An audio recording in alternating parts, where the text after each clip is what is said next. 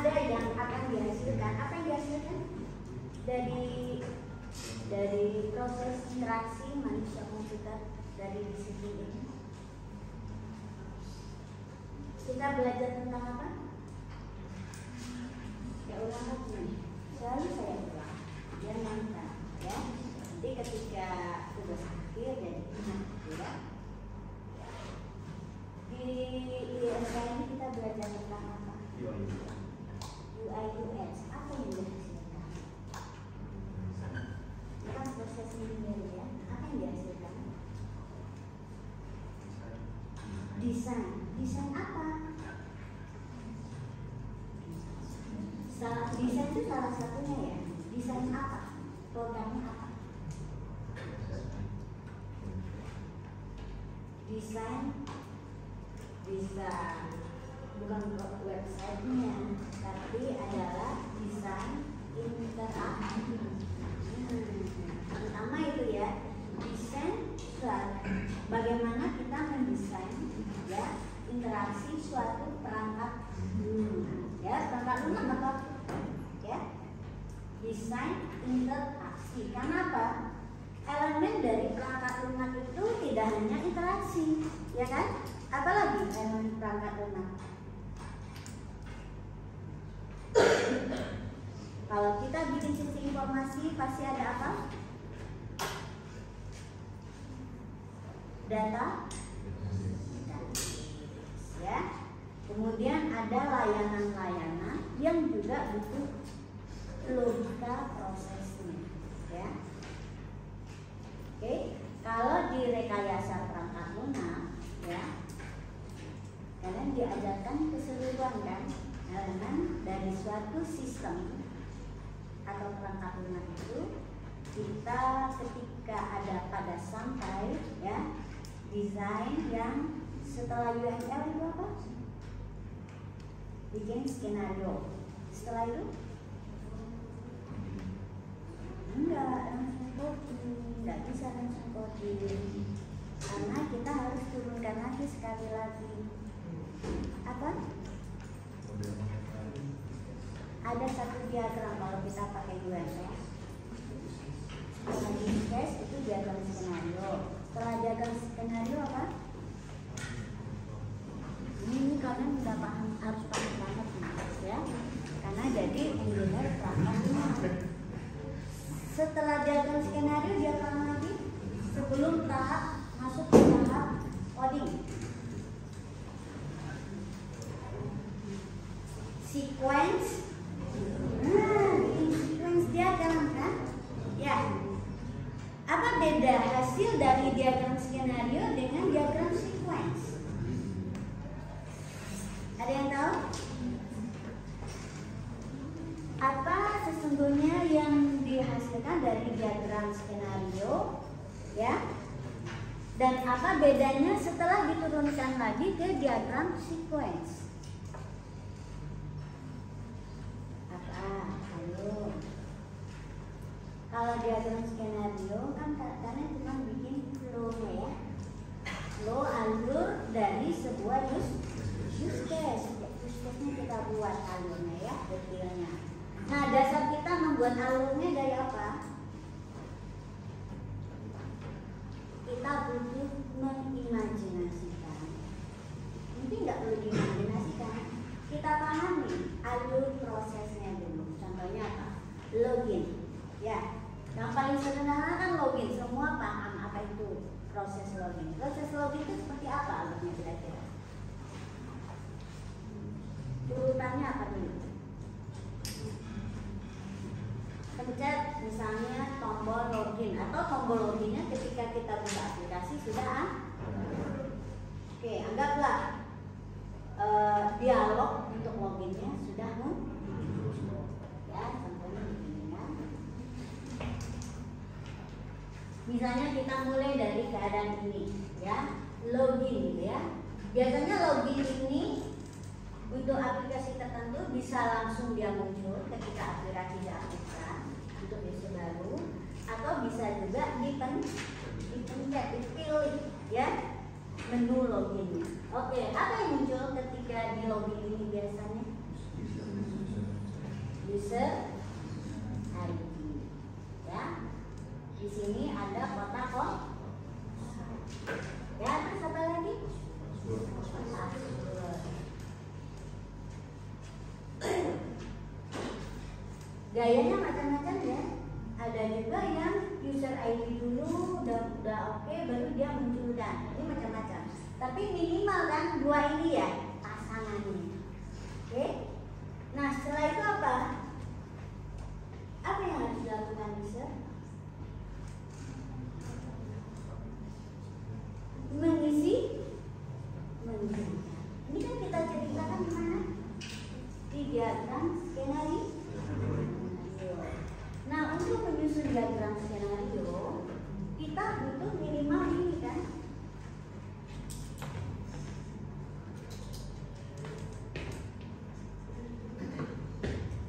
Minimal ini, ya. Oke, terus nanti biasanya kita buat di sini nama use case itu kan? Atau kode use case. Folder atau nomor use case, lalu nama, deskripsi, dan lain-lain ya. Sesuatu yang dianggap perlu boleh ditambahkan, ya kan? Nah, terus agar kita bisa menjelaskan, di sini ada dua kolom ya biasanya. Apa saja? Kolom pertama isinya apa? Aksi user, benar? Aksi aktor, misalnya ya, aksi aktor atau aksi user. Lalu di sini reaksi apa? Ya, ini adalah sesuatu yang sifatnya sequence. Nah, ada ketentuan karena biasanya ya. Siapa yang dari mana dulu aksi yang pertama? Apakah dari reaksi atau aksi dulu? Berarti ini yang pertama. Si aktor melakukan apa? Nah, di sini kita bisa buat asumsi tadi ya, karena kita membuat skenario ini dari keadaan awal yang mana. Nah, biasanya saya akan memulai menyarankan Anda menyatakan keadaan awalnya. Misalnya keadaan awalnya form login sudah tampil, ya, oke. Nah, form login sudah tampil, lalu juga ada keadaan Nah, biasanya minimal kita juga butuh dua dialog seperti ini agar bisa menampilkan dialog minimal keadaan awal dan keadaan akhir. Nah, biasanya saya sarankan gini. Jika ini ada rangkaian cukup rumit, kita bisa saja menambahkan dialog. Kenapa? Kenapa kita perlu membuat ini? Agar langkah-langkah yang kita susun ini berikut ya, sisinya adalah konkret, ya, sesuai dengan apa yang akan kita skenariokan untuk use case ini, ya. Jadi jangan kosong. Karena biasanya kalau kosong kalian nggak akan detail, nggak akan konsisten membuatnya, ya. Nah, contohnya coba sebutkan kira-kira apa aksi pertama dari user. Kalau keadaan awalnya demikian, apa kira-kira aksinya? Ya kan ini udah form loginnya sudah muncul kan? Ini keadaan awal. Kira-kira apa yang akan dilakukan oleh aktor menghadapi dialog yang seperti ini? Nah, gitu, mengisi. Nah, isi user ID. Kalau dia tampil sekaligus dua ini, apakah hanya user ID yang dia tampilkan? Enggak, apalagi? Nah, ini sekaligus dengan dan pas. Ya. Kecuali bentuknya hanya satu ya. Oke, nah itu yang saya maksudkan. Kita harus bikin ini ya, keadaan awal, keadaan akhirnya ini kita jelaskan sehingga kita bisa mendesain dialognya ya sesuai dengan apa yang akan kita skenario. Lalu skenario di bawah ini akan mengikuti elemen-elemen yang tampil di dalam interaksi. Ya, oke. Isi user ID dan password. Terus apa lagi? Nah, berikutnya masih di sini apa? Boleh di sini ya, karena anunya di sini. Oke, boleh di sini 2 apa?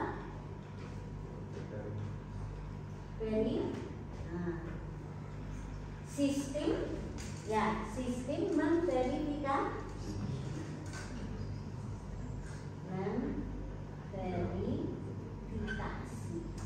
ya. Gimana sih sebetulnya memverifikasinya? Kalian bisa cerita lebih detail apa yang dimaksud dengan memverifikasi? Apa yang terjadi ketika verifikasi dilakukan? Kata user ID akan dicari di mana biasanya? Ada database user. Sistem akan memverifikasi dengan boleh lebih detail ya, dengan mencocokkan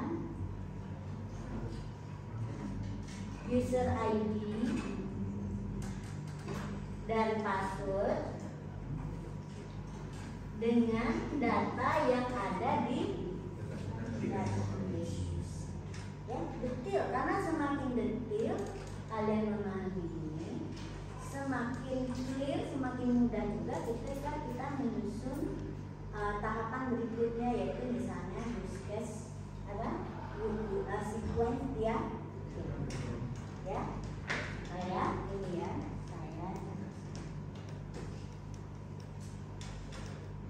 password dengan data user. Oke, nah ini kan. Terus yang ketiganya apa? Apakah ini selesai? Belum, ya. Apa yang terjadi setelah itu? Setelah itu apa? Nah, ini kan baru proses mencarinya ya. Selanjutnya apa lagi yang dilakukan oleh sistem? Menampilkan hasil pencarian, hasil verifikasinya ya. Boleh Anda buat dengan seperti ini atau boleh dirumakan ya. Oke. Jadi pesan saya adalah kalau bisa ini jelaskan skenario-nya cukup deh. Ya, apalagi yang dilakukan berikutnya? Jika, ya kan? Boleh, kalau misalnya biar jelas, boleh aja Anda buat di sini. Jika apa? Jika ada data yang cocok, ya. Karena ini alternatifnya banyak, kalian bisa bikin 3A, 3B, 3. Ya, apa saja kemungkinannya ini? Pertama, dia cocok duanya, ya kan? User ID dan passwordnya yang cocok ketemu. Yang kedua, jika user ID-nya ada tapi passwordnya tidak cocok. Yang ketiga, user ID-nya malah nggak ketemu. Ceritakan di sini, ya. Ceritakan detail di sini. Terus, nah, di sini bisa outputnya ya. Di sini ada output yang diberi tampilkan.